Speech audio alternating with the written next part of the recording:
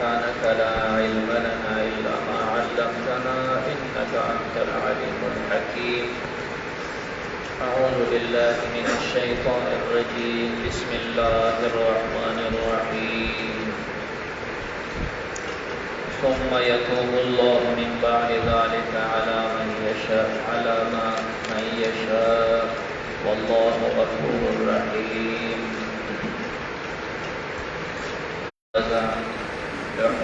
طائف او د حنین را یا چې کله د حنین الله کافرانو او تاسو ته ورسېدل پیغمبر علیه السلام حضرت عامر اشعری اتولېږه صفه سالار روان ته ورغوم دی ته شکست ورکړ دی به سیده وتښتېدل لاړ طائف ته. بیا دریم نمبر چې متصل د دې پسې بیا غزا راغله نو دا د طائف غزا راغله. پیغمبر علیہ الصلوۃ والسلام خپل ملګرو ته امر وکړ چې دا څومره مالونه دي دا تاسو او تاسو کې را جمع کړئ او زه سیده لاړم چې کوم دی طائف ته.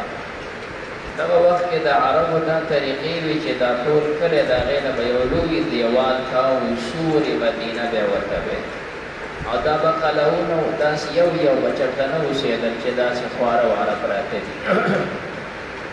نو ښه خلک به هغه و چې هغوی به ځان نه مضبوط او کلک دیوال تاو کړی و. لهذا په دغه وخت کې د عربو چې څومره قلعونه و د ټولو نه مضبوط او دنګه قلعه دا د طائف والا وه. دوی سیده لاړه او طائف چې کوم د خپلې قلعه ته ورننوتل او ځان سره هلته خس ټاکم وسره او بیا یې دوی ته بیان وکړو چې بلکل به د مسلمانانو مقابلو خبرې به نه کوئ. بس چې کوم راځي د دغه دیوال د سر نه په هغه شولئ خو لیکن کوزېږئ به نه، مقابلې به نورې نه کوئ، قلعه ته به یې نږدې نه پرېږدئ. نو بس په دې دیوالونو باندې تقسیم شو. په طوري مثال 100 کسان په یو طرف ناست داسې په بل طرف. پیغمبر علیه السلام د ملګرو سره راغلی چاپېره ترې نه ډېره واچوله. بیا دوی د دې ځای نه پرې بمبار او په غشو باندې ایشتل او دیوال ولې نه په دیوال خو څه کېږي نه. دوی ته بیا ډېرې مقابلې مختلفې چې کوم دی طریقې دوی شروع کړې خو صحابه یو طریقه باندې هم کار نه کېدو. حضرت خالد صاحب ورمخکې شو ډېر چې کوم دی پیغور نه وله ورته راکوشئ راشي چې کوم دی لاس په لاس سره وجنګېږي چې پته مو ولګي. هغې ورته ویل زه نو هېڅ ضرورت نشته کوزېدلو ته. موږ سره ډېر د کلونو څښاک شتې او ښه به دا په قلاره دننه خورو او چې کله دا ختم شو کلونه بعد تاسو ناست وئ که نه بیا به هغه وخت سره ګورو. بیا را سره تورې هم شتې بیا به تر هغې وجنګېږو چې مړه شو. په هغې پورې مونږ نه در کوزېږو نه در مقابلې کوو. بیا صحابه و حضراتو داسې څه انداز شروع کړو چې په څه طریقې باندې د دیوالونو ویښ ته ور ورسېږي چې دوی په دې منډو کې ځان د دیوالونو ویښ ته ورسوه. هغې ورته د پاسه نه اوسپنې سرې کړه په هغوی د پاسه ویشته. نو څه یې په دې اوسپنو ویشته څه یې په غش ویشتل. دا لار هم ناکامه شوله. په دې کې تقریبا 12,000 صحابه دا شهیدان شول. بیا پیغمبر علیه السلام دوی ته اعلان وکړو چې کوم سړی د قلعه نه راکوز شو هغه ته امن دی، که هغه حر دی نو هم او که غلام دی نو هم ټولو ته امن دی. نو بیا تقریبا څه کم 100 پورې غلامان بیا راتښتېدلي دي. پیغمبر علیه السلام هغوی ته امن ورکړی دی. دا لارې ناکام شولې. بیا پیغمبر علیه السلام د دوی د دړمن کولو دپاره اډر وکړو چې دا ونې او باغونه ونه کټ کړي. یو مسلمان به 15 کجوري او 15 د انګورو زیرې دا کټ کړي. نو دا خو بلا فوج دی. یو کس به 15 بوټي کټ کړي. یو دی پې شروع وکړه. هغوی چې وکتل چې باغونو کټۍ شروع شولې نو دی ورته هغه ځای نه اواز وکړو محمده ته خو ځان ته ډېر د رحم والا سړی وایي ونې ولې کټ کړې؟ که بلپرسته غالب شولې خو دا ونې ستا دي نو کټکۍ ولې؟ او که غالب نه شوې نو بیا د رښتې خبرې خو هم کې موږ تا ته خپله رشته او صله رحمي وړاندې کوو چې الله بوټي مه کټ کوه. پیغمبر باندې توپ و دی راوړی. نو دا داسې توکو چې هلته به لرګی ودرو دلته و لکه زمونږ کار دغه شانتې شی دی نو په دې کې به یې ګټه کېښوده هغه به یې حرکت ورکړه او دا ګټه به لاړه هلته به یې دیوال کې ویش کړي جو بیا خلاص اسلام کې لومبنی دغه توپ دی چې د طایف قلا ته دی ولګوي په دې باندې بمبار کې وکړو چې کوم دی خو د قلا دیوالونه کافي مضبوط وو په دې باندې هلته نږدې ورتلی نه شو د وړاندې نه چې مې ویشته نو هغې سره دیوال مضبوط نو په هغې هم اثر ونه شو دا طریقه هم تخمینا کامیاب نه شوله داسې محاصره مشهور دا ده چې 15 ورځې دلته پیغمبر علیه السلام تېرې کړې بیا د دې نه لږې ډېرې شلو پورې 40 پورې هم اقوال راغلي دي خو بهر کې مشهوره دا ده چې 15 یا د شلو په منځ کې دونه موقعه نبي کریم علیه السلام دوی محاصره کړي خو دوی را کوزېدل مقابله کېدی نه شوه نږدې صحابه نه شو ورتللی نبی کریم علیه السلام خوب وکتل صدیق صاحب ته خوب بیان وی ما وکتل چې ما له پی راغله دغه پیو کې مرغۍ راغله او بخو کې پکې ښکته کړه هغه پی زما نه خراب هم کړه وویړوه صدیق ستا څه خیال دی صدیق صاحب د الله پیغمبره داسې معلومیږي چې فی الحال دا ځای نه پټه کېږي بس د الله پاک رازونه به یې چې کوم دی او فی الحال داسې معلومیږي چې دا خلک د دوی نیول به راځي بیا هر څیز کې ماهرین وي د هغې سره به مشوره کوي بعضې جنګونو کې په داسې بندو ځایونو کې ماهرین نوفل ابن معاویه په نوم یو سړی و هغه ډېر ماهر و په دې څیزونو کې پیغمبر علیه السلام هغه راوغوښته ستا څه خیال دی په دوی باندې محاصره همدغسې برقرار وساتو که پرېږدي اوې د الله پیغمبره دوی مثال د ګیدړانو دی او په سړو کې ننوتي دي په سړو کې ننوتي دي نو که ناست دي موږ ته څه ضرر دی او که راووتل بیا به ورسره وګورو او چې په سړو کې ناست نو ګیدړان دی موږ ته خو څه ضرر نشته نبي کریم علیه السلام رایه د واپسې غوښه کړه یاره واپس بعضې حضرات راغلل د الله پیغمبره دونه محاصره مو وکړه دا دونه وراني مو وکړه خیرې ورته وکړه چې دا برباد شي پیغمبر علیه السلام وفرمیل اللهم اهل سقیفه وآتوني الله دې سقیفیانو ته هدایت وکړي ما ته راولي ما ته چې کوم دی تابعدار راولي نبي علیه السلام ورته دعا وکړه او ملګرو ته یې واپس شي پیغمبر علیه السلام راغلی کوم غنیمتونه چې هلته وو دا یې راجمع کړه جعرانې ته جعرانه اوس مشهور ځای دی او ښکلی مزېدار جومات پکې جوړ دی د سړو دپاره بیل د زنانو دپاره بیل د اودسونو ځایونه پکې ښکلي دي نو بخو ته عام پرې پټ نه وو سپېشل به دې ځان له ګاډی بوته اوس تخمینا دا چې کوم دی 3 کاله وشو چې هغه دپاره مستقل پرې پټ دی اوس ګاډی ورته ځي او فی الحال داسې وکړو چې هغوی دا طریقې چې داسې نوې ځای شروع کړي بیا پیسې نه اخلي نو بس خپل نمبر یې هغه نمبر ګاډی راځي او هغه ځای نه پرېځي او راځي چې کوم دی نو هلته تا کوزۍ ته چې بیا اودس کوي یا غسل کوي چې هر څه کوي نو نیمه ګنټه 10 منټه کې بل ګاډی راځي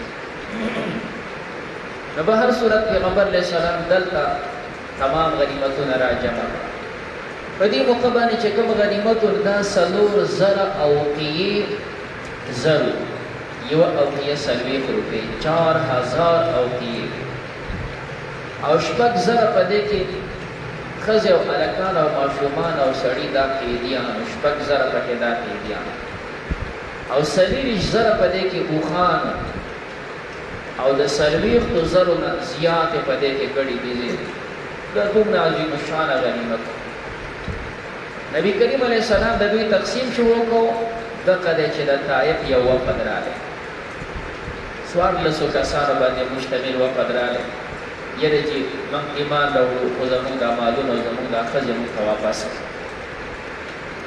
پیغمبر علیه السلام ورته وفرمیل ما ستاسو انتظار وکړو چونکې تاسو لیټ شولئ چې کوم دی اوس بیا هم اوس خو زما سیز نه دی زما چې کوم سیز دی د بنو هاشمو کوم سیز دی تاسو ته پرېږدي خو دا خو مختلف قومونه دي د هغوی حصې دي پکې اوس بنو هاشم را پاسېده چې زموږ ورته حصه مفته قریش را پاسېدي چې زموږ حصه ورته ورته پرېږدي پیغمبر علیه السلام یوازې دې خو نه دي 10,000 کسان خو د مدینې نه راغلي دي نبی کریم علیه السلام دا غونډ راجمع کړه. دا ستاسو سرونه دي، ایمان یې راوړی دی. دوی راغلي د خپل مال پسې، د خپلو قیدیانو پسې. دوی ته وویل چې زه به دوی سره مشوره کوم، خو تاسو یو څیز واخلئ، یا مال واخلئ او یا قیدیان واخلئ. دوی ورته ویل ټیک شو، مال نه دا قیدیان راکړئ. نبی کریم علیه السلام دوی ته بیان وکړ چا سره کم قیدي دی نو دا قیدي دوی ته ورکړئ. که څوک یې داسې پرېږدي خو ډېره ښه ده، څوک یې داسې نه پرېږدي هغه ما ته خپل نوم وښایي چې آینده غنیمت راشي نو یو قیدي به د هغه په سر بله شپږ اوښان ورکوم. نو دا خو بیا مجموع ټولو چغې کړې، بټ ټیک ورکوو دي ورکوو. نبي علیه السلام وینا دا خو په زرګونو خلک دي، په دې کې څه پته لري. تاسو خپل خپل ځایونو ته لاړ شئ او هر یو قوم به خپل مشر سره خبره وکړي. هر قوم خپل مشر سره خبره وکړي، ما سره به هغه مشران بیا میلاو شي. کم سړی په خپله خوښه ورکوي جو ټیک ده، نه ورکوي هغه دې راکړي، بیا ورکول به هر کیف دي، خو چې کم په خوښه نه ورکوي هغه دپاره به آینده عوض میلاویږي. د یو قیدي په سر به شپږ اوښان ورکوم.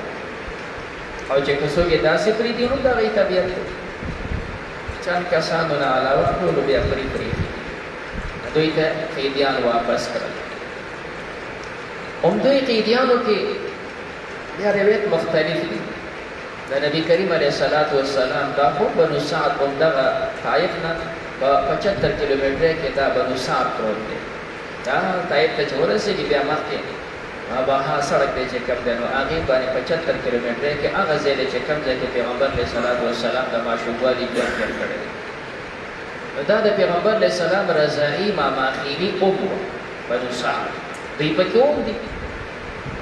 څه روایتو کې دا دي چې زنانه راله ورته ویې زه ستا مور یم پیغمبر علیه السلام څادر ورته ښود. بیا حارث رالی کوم چې رضاعي پلار نبي کریم علیه السلام هغه ته څادر ښه وګوښته په دې کې. بیا یې رور رالی پیغمبر علیه السلام ورته ودرېد، هغوی په څادر کېنول او بیا یې دوی له ډېر څه ورکړه. داسې هم راغلي او دویم داسې هم راغلي چې دې وخت کې دا رضاعي پلار مور دا مړه و. یو بل بدبخته سړی و، بیجاد یې ورته وی، هغه ډېر ظالم سړی و، مسلمانانو سره ډېر ظلمونه کړي. پیغمبر علیه السلام دې موقع باندې اعلان کړی چې بیجاد په کوم ځای کې د هغه دپاره بلکل امن نشته. بس د چا چې کورنۍ راغلي که نه هغې دپاره باندې بیجاد ګرفتار شو او دا ښځې او سړي هم ګرفتار شوي دي. دا بیجاد یې چې کوم د یوې ښځې سره یو ځای وتاړو. هغه ښځه د پیغمبر علیه السلام رضاعي خور وه شیمه، هغه سره یو ځای تړلی دی. دی یې تړلي دي، هغه ورته ویلي شیمه تاسو ما پرېږدئ ما مه تړئ. څنګه دې نه دي تړلی؟ ورته ویې دا ستاسو چې مشر دی دا زما ورور دی. ورته ویې ورورۍ سره به دې بیا ګورو، دا خو هر سړی به داسې وایي چې دا مې ورور دی دا مې کاکا دی. نو تړو دې دی هم تړلی دی. هغه سړی چې پیغمبر وی دا به بلکل نه پرېږدئ، هغه بیجاد یې د سره برق تړلی. چې کله پیغمبر علیه السلام راغی چې کوم دی نو شیمه ورته ما سره مخامخ کړې او ورته یې ویل زه ستا خور. پیغمبر علیه السلام خو نه پوهېږي ځکه داسې خو ډېره زمانه تېره شوې ده، راته څه پته ده چې زما خور دی. ورته یې من چې اوښان ساتل زما او ستا پلار مور یو او ما ته په غېږ کې راغستی و، هر ماشوم خلک په دې ډوډۍ باندې کېنوي که نه، ما ته په دې ډوډۍ کېنولی وې ته نه کېناستی، ما کېنولی وې د راباندې چک هم لګولی و، دا ګوته لري چې چلې. پیغمبر علیه السلام وپېژانده او بیا ورته وویل صحیح ده، څه دې پکار دي چې دا کړه؟ نو درې وله چې کوم دی خادمان ورکړه، یو وله وینځه ورکړه، دوه وله اوښان ورکړه. ته ما څه پاتې کېږي دلته چې ته څه وایې څه ضرورت یا به پوره شي. او که خپل قوم سره خوشحاله نو خپل قوم ته لاړ شي، او د خپل قوم سره خوشحاله یا زه ټیک ته لاړ شه چې یارانه کې د خپل قوم رشته دار یا ته لاړه شه خو ازاد. دغه وخت هغه درخواست وکړي چې دا سړی بیجاد دا را سره ازاد. نبي کریم علیه السلام یې ځان ټیک شو دا هم ستا شو. د چا دپاره چې هغه اعلان کړی چې د دپاره به امن نشته ده داسې بدبخته کار کړی چې مسلمان یې نیولی او بیا به یې یو یو اندام کټ کوه یو اندام به یې کټ کوه ټوکړي ټوکړي کړی به یې وجلې پیغمبر علیه السلام ځکه اعلان کړی د دپاره امن نشته خو بس د مرګ قسمت یې لا نه و راغلی د داسې زنانه سره وتړلی شو هغه چې کوم دی بیا سفارش وله وکړو پیغمبر علیه السلام هغه هم پرېښوده نو یو قول دا دی چې مور پلار او دا نور وفاتو او دا خورې جمدی وله خورې به ایمان هم راوړو او پیغمبر علیه السلام هغه له ډېر څه ورکړه بیا واپس شول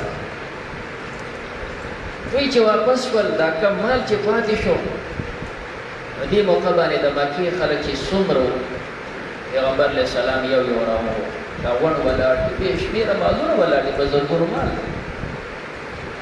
نبی کریم علیه السلام حکیم ابن حزام راوغوښته راشي سلو خان دې بس دی سلو خان یې وله ورکړه چې اوس دقه پرون مسلمان شي یاره چې کم دي سل وله نور ورکړي 200 دې بس دی حکیمه دا مال داسې څیز وي که نه دا ظاهري ډېر خوږ وي چې کوم انسان ته میلو شي خو په استغنای نفس باندې پکې برکت وي او چې کوم انسان په حرص حاصلوي پکې برکت نه وي د هغې داسې مثال وي لکه ته خوراک کې او ماړېږې به نه عجیبه خلک وو پرون مسلمان شه نن دا بیا وایي چې دا سلو خان مې بس دی او دا سل واپس او ستا نه بعد به بیا د چا نه څه غواړم نه دا مې غوښتي دي بیا به زه په ژوند د چا نه څه غواړم نه وروستو زمانو کې چې دله به څومره بیا عمراو څه ورکول نه بیا غسته ما پیغمبر ته ویلو چې زه به څه نه اخلم عمر صاحب راوغوښته راشه واله وایي نه ده ما پیغمبر ته ویلو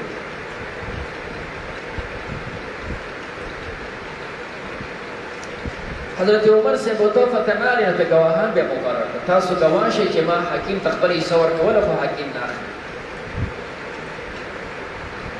یا یې چې کوم دی سهیل ابن عمر چا چې حدیبیه کې نیغې خبرې کولې او نه پرېښوده پیغمبر علیه السلام سهیل راشي سلو خان ته راغلی اوسه پورې چې ابو سفیان توره په سر ایښې وه دا دومره رواني کوله ابو سفیان راشه سلو خان ستا یو زوی له راوغوښته معاویه سل ستا بل زوی له راوغوښته یزید سل ستا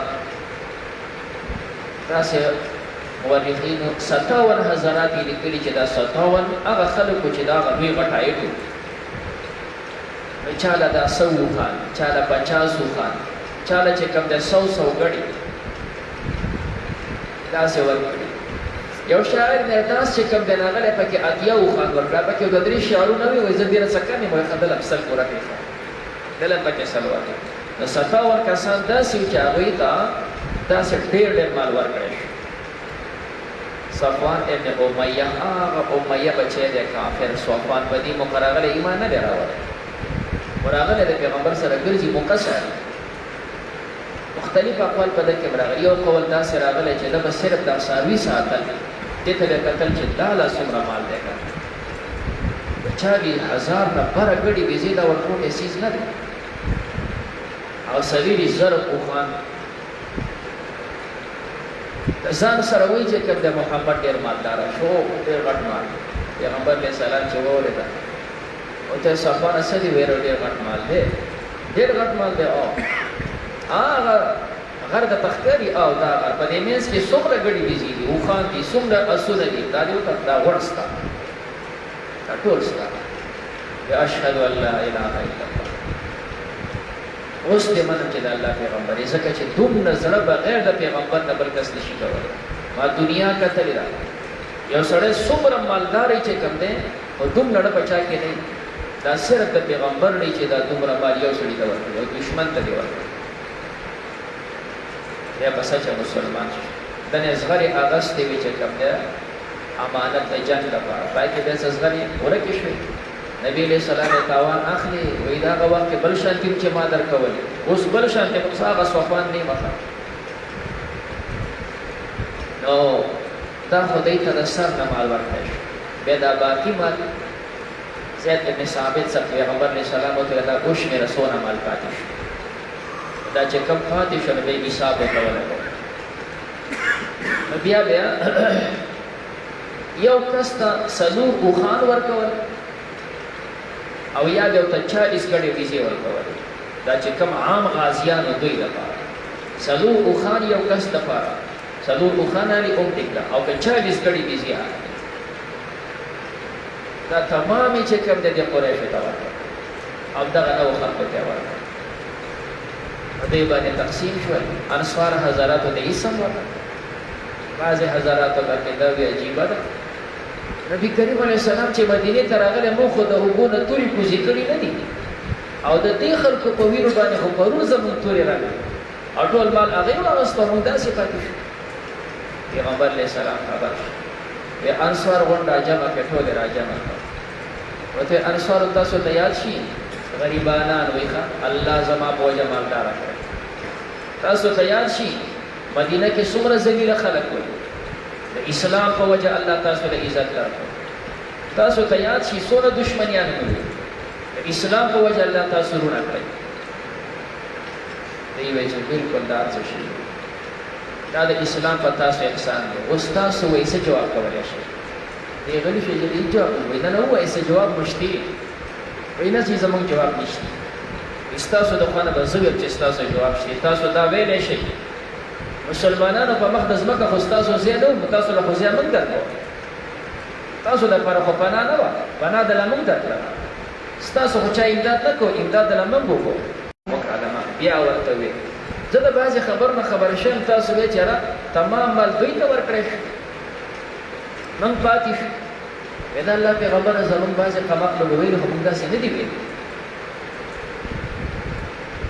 نبي علیه السلام ورته وویل تاسو خوشحالېږئ نه دا خلک پرون راغلي دي زه صرف د ایمان او د اسلام سره د هغوی مینه پیدا کوم دا جهنم ته روان او په دې خوشحاله نه چې دوی له مال ورکړم څوک به 2 اوښان بوځي څوک به 100 اوښان بوځي او تاسو سره به د الله پیغمبر ځي مدینې ته.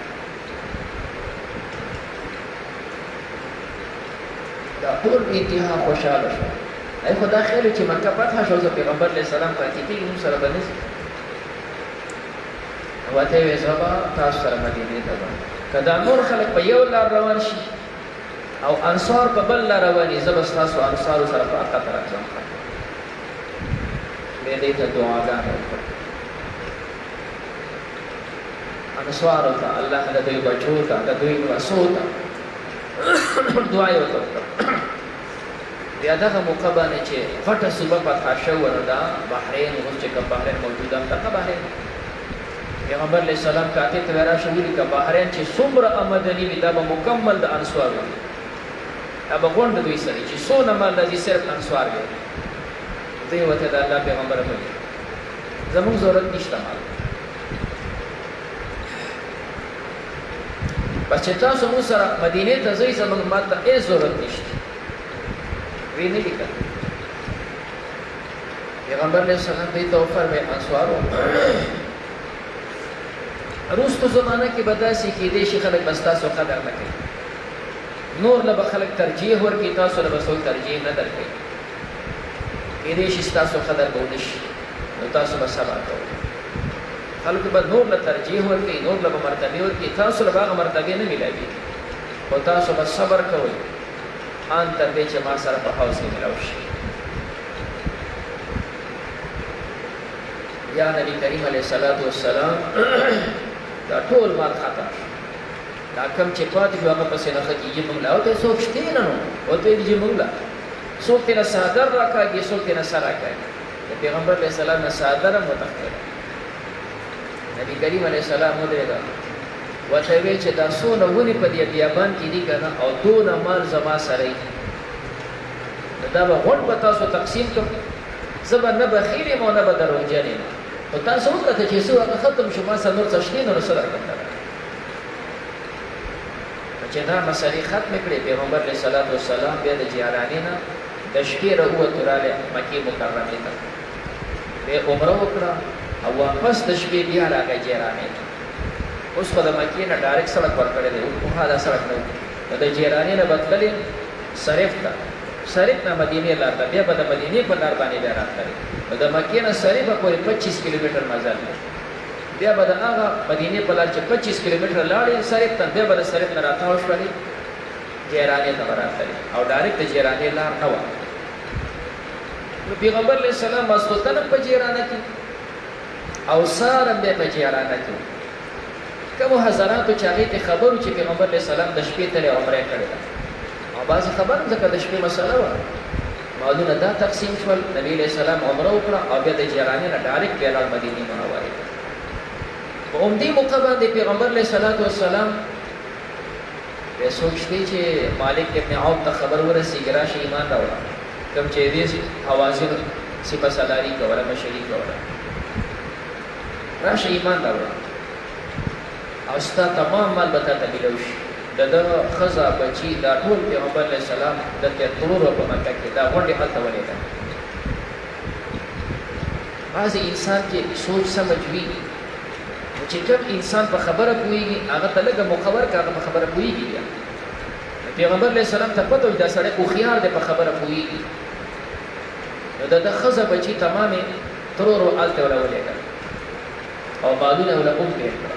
سوچ دی چې مالک ته وایي راشه ایمان راوړه. هلته پسې خبره ورسېده چې خبر شو نو اوس سړی تیار دی ایمان ته، خو د قلا نه راوځي څنګه؟ چا چې خبر هغه ته غلی شه چاته حال مه وایه، که دا سقیفیان خبر شو ټوکړې ټوکړې کوي دوی ته حال مه وایه. بل ملګری هغه ته داسې کار وکړه چې پلاني ځای ته دې وښه وباسه هلته انتظار کوه او د شپې خپل خادم ته وایي چې د شپې اس زما وباسه پلانکي ځای ته بوځه. هغه اس هلته ویست بیا چې کوم دی د شپې په غلا ووته په اس باندې سور شو، هغه بل ملګري سره رال چې کوم دی مکې ته ایمان یې راوړ. نبی کریم علیه السلام ور خپل بچی دا ارس ورکړه او ته وی دا چې کوم مسلمانان دي د طائف او د حوازن او آس پاس چې کوم څو مسلمانان دي د دې دور نشول د دې مشر مقرر کو او پیغمبر علیه السلام مدینه منوره ته لاړ. بیا دا چې څومره ورکوټي خاندانونه مسلمانان شي د دې کمان غونډه د سره بیا د سقیفیانو سره بیا جنګېده. نو کله به د هغوی نه څاروي نیول، کله به یې ترې ګډې ویزې نیولې، کله به یې ترې کسان نیول. نو داسې بیا په خپله دغه سقیفیان داسې تنګ کړه که نو رمضان المبارک کې مکه مکرمه فتح شوله.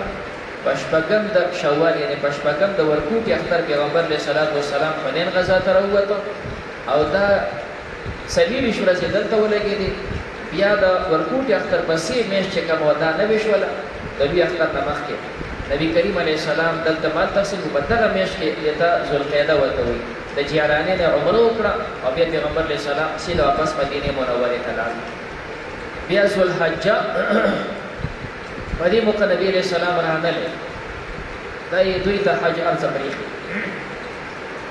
ورپسې چې کوم دی بیا رجب میاشت کې پیغمبر علیه السلام را تبوک ته د تبوک نه چې واپس شو نو ورپسې په د نهم کال رمضان کې ټول طایف بیا مسلمانان شول. دا غونډ راغله بیا دا ټول مسلمانان شول.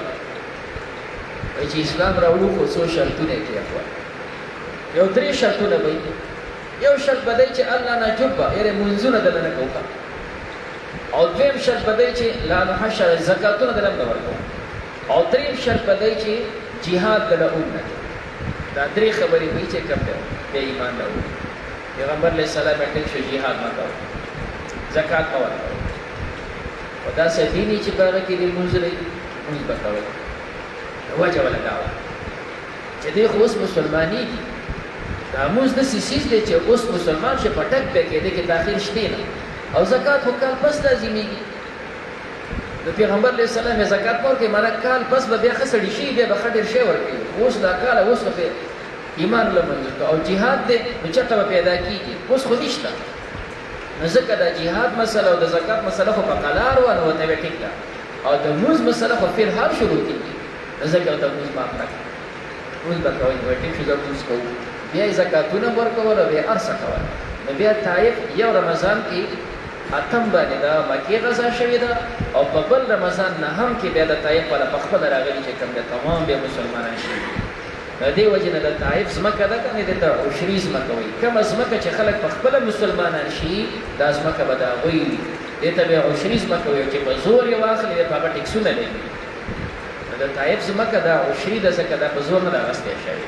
دا دوی په خپله خوښه راغلي اسلام ته خو هغه سړي بیا غذاګانې کولې مالک بن عوف حضور یې نه دی اخیستی بیا دوی نهم کال مسلمانان شول نو الله فرمایي ثم یتوب الله بیا الله رجوع د رحمت کی من بعد ذلك پس د دین علی من یشاء چاله چې خوښه شي مکې ته الله ایمان نصیب کو طائف ولا یقوم مسلمانان کړه والله الله غفور رحیم بخور کې مهربان دی الله تعالی زمان ویل او د رضا د الله خپل دربار صحت عافیت نصیب یا زندگی په خپل کې صلی الله تعالی علیه